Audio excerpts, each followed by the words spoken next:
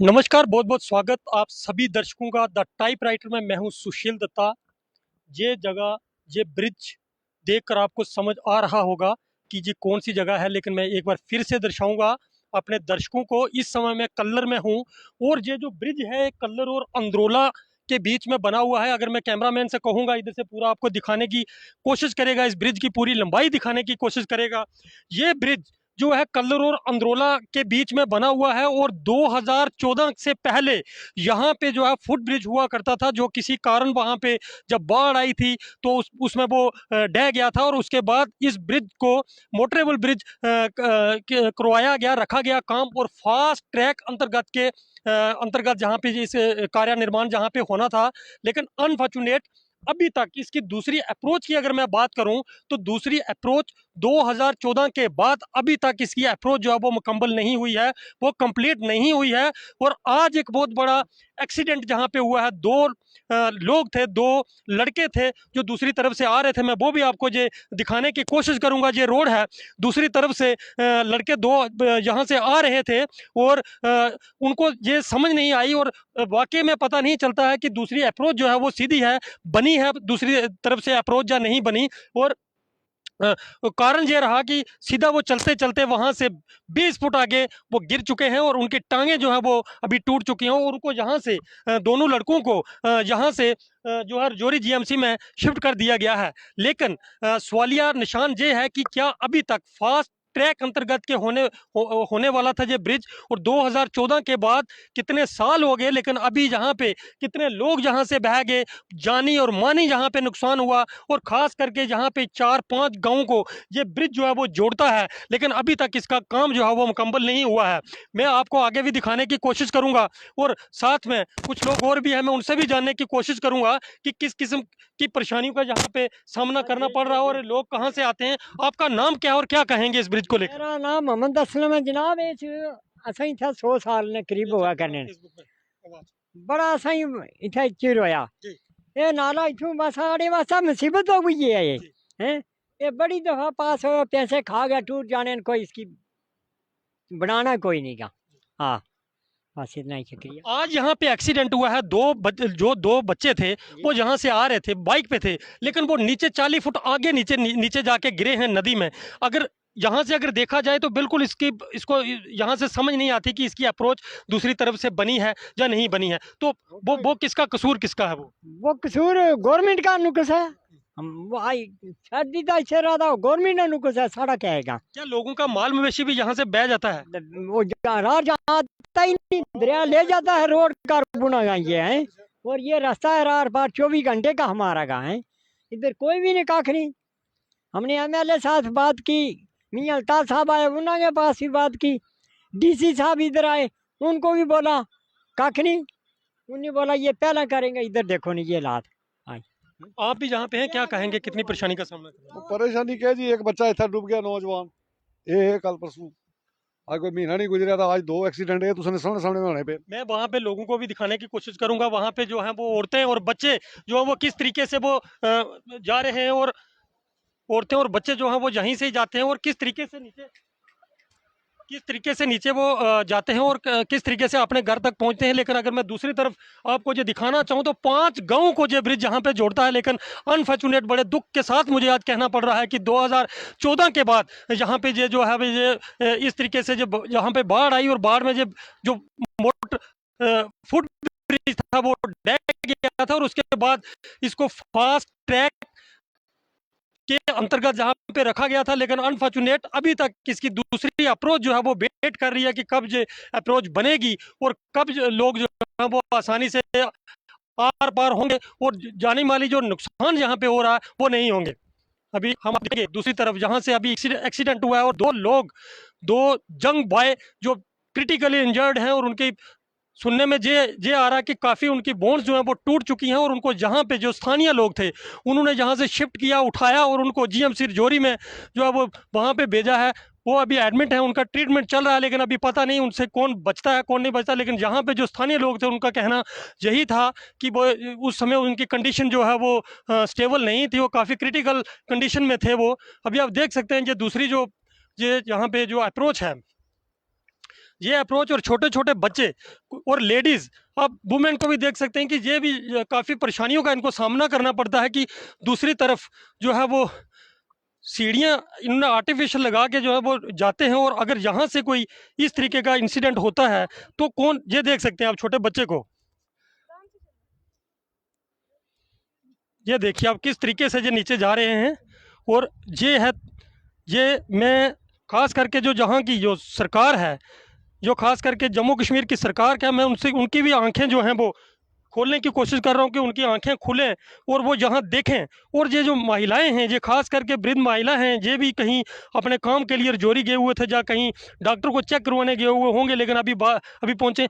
आप कैसे आते हैं आर पार यहाँ से? बड़ी मुश्किल है इधर से। जी। हाँ जी। आज यहाँ पे एक्सीडेंट हुआ है, दो बाइक सवार जो है वो नीचे गिरे हैं, तो क्या कहेंगे आप, किस किस की किस परेशानी का सामना करना पड़ रहा है लोगों को? हम तो यही कहते हैं कि इतनी मुश्किल से देखो न, कैसे बच्चे भी जाते हैं, कैसे बहुत ज़्यादा मुश्किल है इधर। तो इसका कोई मसला हल करें तो सब, चलो थोड़ा मुश्किल से थोड़ा वो बाहर निकले। देखो कैसे आज एक्सीडेंट हुआ, तो देखो कैसे वो बच गए हैं, लेकिन उनका कैसे बचना था, पता नहीं कैसे बेचारा का क्या हाल होगा क्या नहीं।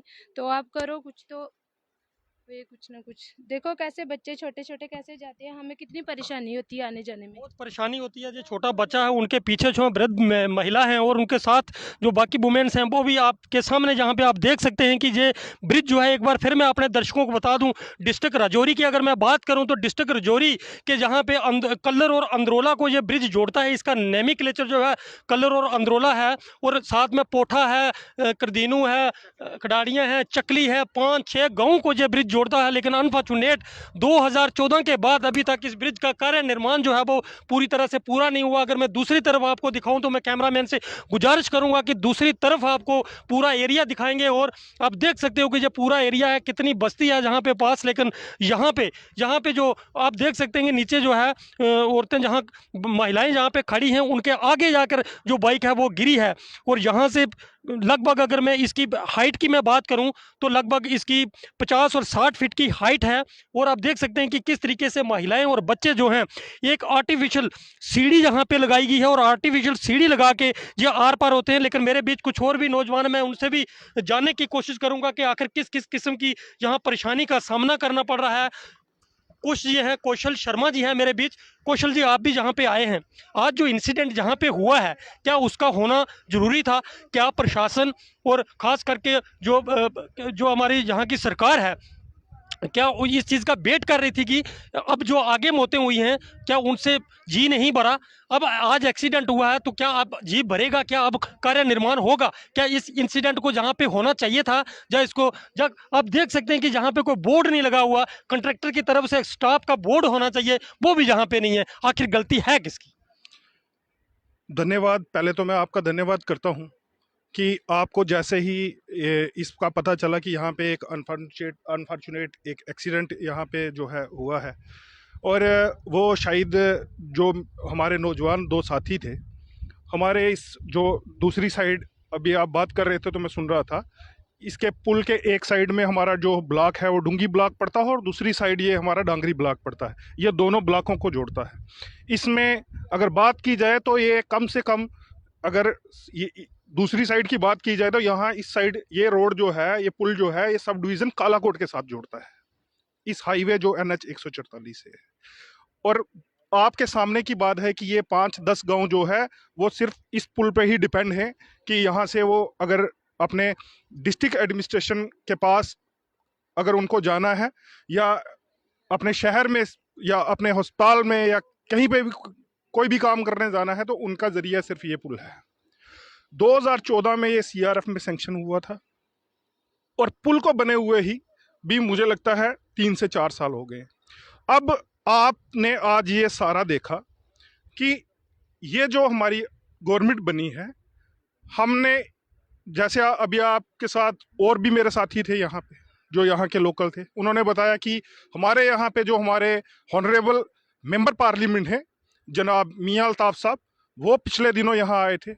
उनसे भी उन्होंने चर्चा की, हमारे लोगों ने चर्चा की कि ये जो पुल है इसको थ्रू किया जाए, और इसका जो ये मौत का कुआं एक साइड, मैं बोलूँगा ये मौत का कुआं एक साइड बना के रखा हुआ है इस जो हमारा ये डिपार्टमेंट है, पीडब्ल्यूडी डिपार्टमेंट, और हमारी डिस्ट्रिक्ट एडमिनिस्ट्रेशन, जिनको हमने 50 बार इस चीज़ के लिए कहा है कि आप जो अंदरोला ब्रिज है इसको आप कंप्लीट करवाएं। ये नहीं है कि इनके पास कोई फंड्स की कमी है, वो भी अवेलेबल थे। कभी इनका बहाना होता है कि ये नॉमेनक्लेचर गलत हो गया है, तो उसके लिए हमने फाइल चीफ इंजीनियर ऑफिस में भेजी है। और इतनी छोटी छोटी सी बातों के लिए मुझे लगता है 1 साल हो गया, एक छोटी सी बात, नॉमेनक्लेचर चेंज हो गया जी। मतलब ये कोई बात है जी? एडमिनिस्ट्रेशन अगर चाहे तो इसको वार फुटिंग पे ले। 10 हादसे इससे पहले हो गए, नौजवान बह गए हमारे यहाँ से नदी को पार करते करते, और प्रोटेस्ट भी हुए, लोगों ने धरने प्रदर्शन भी किए। अब आप मुझे ये बात मैं अपनी एडमिनिस्ट्रेशन और अपनी जो हमारी ये सरकार है इनसे ये पूछना चाहता हूँ, क्या अभी भी आप यहाँ इस पुल का जो ये मौत का कुआं, ये जो आपने सामने अभी बता रहे थे, ये मौत का कुआं ही मैं बोलूँगा इसको, जिस तरह से आपने अभी औरतें और महिलाएं, बच्चों को, बुजुर्गों को यहाँ से नीचे उतरते देखा है, ठीक है, वो किस हालत से यहाँ से नीचे उतरते हैं, और बच्चे रोजाना जो स्कूल जाते हैं वो किस हालत से यहाँ से ऊपर चढ़ते हैं। आज आपने सारी चीज बयान की, मैं धन्यवादी हूँ आपका जो आप यहाँ पे आए और आपने अपने चैनल के माध्यम से ये इन लोगों की आवाज और दशा। कसूर है किसका? कसूर किसका है आखिर? अभी तक क्यों नहीं बना जी? इससे पहले केंद्र सरकार को भी देखना चाहिए था।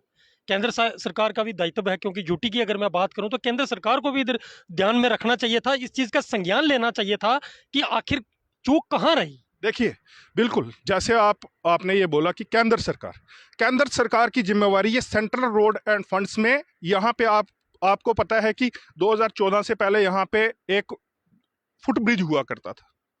हमने अप्रोच की, जब 2014 में गवर्नमेंट बनी भारतीय जनता पार्टी की जम्मू कश्मीर में, हमने अप्रोच की कि ये पुल जो है मोटरेबल हो। डीपीआर तैयार हुई, मोटरेबल के लिए अप्रूव हो गया, ठीक है जी। सेंटर ने पूरी फंडिंग स्टेट को कर दी।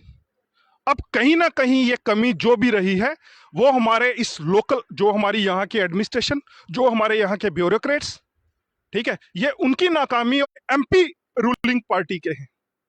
लोगों ने उनके पास अप्रोच की, जहां तक सेंट्रल गवर्नमेंट का काम था उन्होंने बखूबी किया, उन्होंने पूरी फंडिंग कर दी। अब यहाँ पे ये आप देखोगे दोनों साइडों से अप्रोच रोड बनी है, और सिर्फ इनका एक स्पैन जो डीपीआर में इन्होंने गलती की थी वो तो यहाँ के हमारे ऑफिसर्स जो हमारे यहाँ पे बैठे थे उन्होंने करना था ना। लेकिन शर्मा साहब, जो कंट्रैक्टर था कम से कम उसको, जहाँ पे स्टाफ का अगर बोर्ड लगा होता, वो बच्चे देखते कि बोर्ड लगा हुआ है, जहाँ वहां से अगर हम आ रहे हैं, वहां से जहां तक हम आए हैं, ये तो दिखता ही नहीं कि दूसरी तरफ अप्रोच बनी है या नहीं बनी। ये तो बिल्कुल सीधा है, इसकी तो समझ ही नहीं आती। कोई भी आएगा, अनजान बंदा कोई आएगा, रात को आएगा, दिन को आएगा, उसको तो समझ ही नहीं आएगी। जैसे एक्सीडेंट जहाँ पे हुआ है अभी, तो अगर यहाँ पे एक बोर्ड लगा होता, स्टाफ का बोर्ड लगा होता कि आगे निर्माण कार्य जो है वो प्रगति पे है, कृपया आगे ना जाएं, या कोई स्टाफ ही लिखा होता तो ना होता। क्या कंट्रैक्टर भी कसूरवार है इस चीज का या नहीं है? बिल्कुल कंट्रैक्टर कसूरवार है। कंट्रैक्टर तभी कसूरवार हुआ जब यहाँ पे जो इस को देखने वाला डिपार्टमेंट, अगर वो कंट्रैक्टर को उसके ऊपर पूरी सुपरविजन करता। कंट्रैक्टर की क्या मजाल कि वो यहाँ पे अधूरा काम छोड़ के जाए। मैं आपसे, आपके माध्यम से ये बात पूछना चाहता हूं। अब मैं ये सवाल करूंगा हमारे डीसी राजौरी अभिषेक शर्मा साहब, वो बहुत अच्छा काम कर रहे हैं। कल मैं उनको देख रहा था, उन्होंने एक नया प्रोजेक्ट शुरू किया गुज्जर मंडी से डीसी कॉलोनी राजौरी में, ब्यूटिफिकेशन का। मैं बोल रहा हूं, एक तरफ वो अच्छा काम कर रहे हैं शहर की दशा और दिशा बदलने में, और एक तरफ यहां पे आए दिन हादसों के लिए ये मौत का कुआं खोद के रख दिया हमारे डिपार्टमेंट ने। और इतनी सी यहां से मात्र 10 किलोमीटर पे हमारी जिला इंतजामिया बैठी है, डिस्ट्रिक्ट एडमिनिस्ट्रेशन बैठी है, हमारे पीडब्ल्यूडी विभाग के लोग बैठे हैं, हमारे एक्सियन वहां पे बैठे हैं, हमारे सुपरिटेंडिंग इंजीनियर, हमारे चीफ इंजीनियर पीर पंजाल यहाँ पे बैठे हैं। वो क्या कर रहे हैं? क्या उनके कानों पे जूं नहीं रहेंगी आज दिन तक? क्यों नहीं रहेंगी? क्या इन लोगों की आवाज उनको सुन के दर्द नहीं इन लोगों का महसूस होता? मैं तो आज भी उनसे ये कहूंगा आपके माध्यम से, जो भी आपके माध्यम से मुझे सुन रहे होंगे कि भगवान के वास्ते इन लोगों को मौत के कुएं में मत धकेलो। आज हमारे आंखों के सामने जो 2 बच्चे यहाँ से गिरे हैं, जो 2 नौजवान यहाँ से गिरे हैं, उनकी इस टाइम क्या हालत होगी, उनके घर वालों की क्या हालत होगी, उनके परिवारजनों की क्या हालत होगी। कसूर उनका सिर्फ इतना था कि उनको ये रास्ता मिला, उन्होंने सोचा ये पुल कंप्लीट है, पीछे से आए और आगे जब उन्होंने यहाँ पे स्पॉट पे पहुंचे और आगे मौत का कुआं था, सीधे उसमें गिर गए। वो कमी थी हमारे डिपार्टमेंट की, हमारी एडमिनिस्ट्रेशन की, जो उन्होंने, अगर आपका ये ब्रिज इनकम्प्लीट है तो आप पीछे से उसको ब्लॉक कर दो ना, आप उसको बैरिकेटिंग कर दो। नहीं ना हुआ वो तो पूछ रहा हूँ, नहीं ताकि हुआ। वो यहाँ पे आ ही ना सके कोई। अभी आपने देखा यहाँ से महिलाएं और बच्चों को उतरते हुए, इन्हीं के साथ कुछ हादसा हो जाता है, उसका जिम्मेवार कौन है? हमारी जिला इंतजामिया, हमारी डिस्ट्रिक्ट एडमिनिस्ट्रेशन, हमारे जो ऑफिसर्स यहाँ पे बैठे हैं पब्लिक वर्क डिपार्टमेंट के, क्या उनका दायित्व नहीं बनता? बहुत बड़ी बात शर्मा साहब ने कह दी कि जो खास करके जो एजेंसी इसको लुक आफ्टर कर रही है, उनका सबसे पहले उनका दायित्व बनता है कि वो जहाँ पे बैरिकेटिंग करवाएं, स्टाफ लिखवाएं, कुछ भी लिखवाएं, लेकिन वो चीज जरूर दर्शाएं जहाँ पे आने वाले लोगों को ये समझ में आए, चाहे वो बाइक में हो चाहे वो गाड़ी में हो, कि आगे निर्माण कार्य जो है वो प्रगति पे है और आगे आप कृपया ना जाएं। ये होना बहुत लाजमी था। अगर ये हुआ होता कॉन्ट्रैक्टर की तरफ से और खास करके एजेंसी ने अगर लुक आफ्टर किया होता, तो आज उन 2 बच्चों के साथ वो हादसा ना होता। वो जहां से 50-60 फुट की गहराई से 20 फुट आगे ना बाइक के साथ गिरते और उनकी जो टांगे हैं वो बचती, उनका शरीर बचता। आज उनकी जिंदगी जो है वो खतरे में पड़ गई है कि शायद वो ठीक होंगे या नहीं होंगे, अगर हो भी पाएंगे तो कितनी देर उनको लगेगी ठीक होने में। लेकिन बड़े दुख से, एक बार फिर से मैं कहूँगा कि बड़े दुख के साथ मुझे कहना पड़ रहा है कि अगर इसका कार्य जल्दी से हो जाता तो आज ये नौबत ना आती।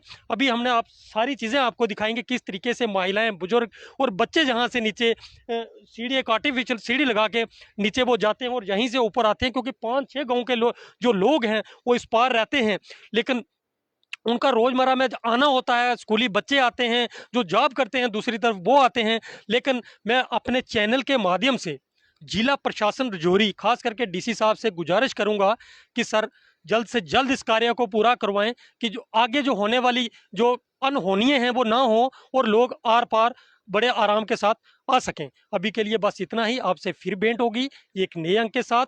तब तक के लिए सनी के साथ